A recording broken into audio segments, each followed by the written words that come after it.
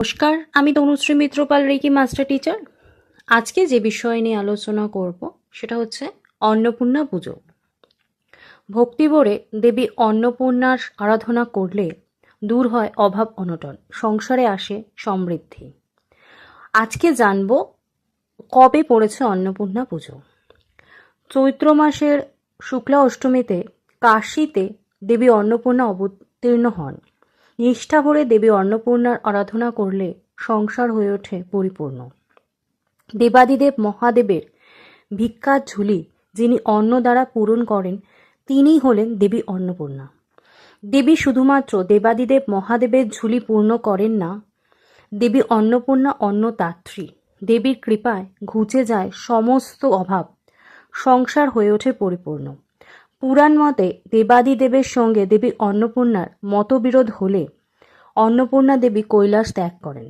ফলে শুরু হয় খাদ্যের অভাব, ঘটে মহামারী। ভক্তগণকে সেই বিপদ থেকে উদ্ধারের জন্য দেবাদিদেব ভিক্ষার ঝুলি নিজের কাঁধে তুলে নেন। কিন্তু দেবীর মায়ায় ভিক্ষারও আকাল ঘটে, ভিক্ষা মেলে না। অবশেষে দেবাদিদেব শোনেন কাশীতে এক নারী সকলকে অন্নদান করছেন।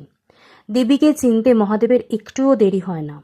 অবশেষে মহাদেব দেবীর কাছে ভিক্ষা গ্রহণ করে ভক্তদেরকে মহামারী এবং খাদ্যাভাব থেকে রক্ষা করেন।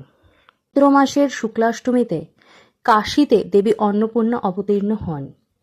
নিষ্ঠা ভরে দেবীর আরাধনায় সংসার হয়ে ওঠে পরিপূর্ণ। আগামী 11ই চৈত্র 26শে মার্চ বৃহস্পতিবার শ্রী শ্রী অন্নপূর্ণা দেবীর পুজো।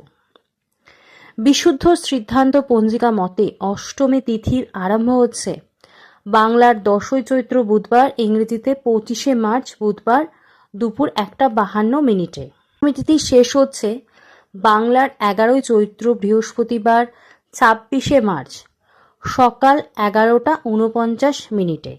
নবমী তিথি আরম্ভ হচ্ছে 11ই চৈত্র 26শে মার্চ আর বৃহস্পতিবার, সময় হচ্ছে 11:50।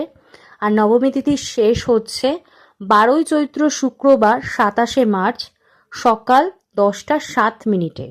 উক্ত প্রেস পঞ্জিকার মতে অষ্টমী তিথি আরম্ভ হচ্ছে 10ই চৈত্র বুধবার 25শে মার্চ বুধবার বিকেল 4:47:27। আর অষ্টমী তিথি শেষ হচ্ছে 11ই চৈত্র বৃহস্পতিবার 26শে মার্চ 2:28:54। নবমী তিথি আরম্ভ হচ্ছে বাংলার 11ই চৈত্র বৃহস্পতিবার 26শে মার্চ দুপুর 2:28:55। নবমী তিথি শেষ হচ্ছে 12ই মার্চ শুক্রবার 27শে মার্চ আর টাইম হচ্ছে 12:20:17। আলোচনা আমি এখানেই শেষ করব, কিন্তু যদি আমার আলোচনা ভালো লাগে তাহলে প্লিজ লাইক করে দেবেন, প্রচুর প্রচুর শেয়ার করবেন এবং চ্যানেলটা সাবস্ক্রাইব করে নেবেন। আজকের আলোচনা এখানে শেষ করছি। সকলে সুস্থ থাকবেন। নমস্কার।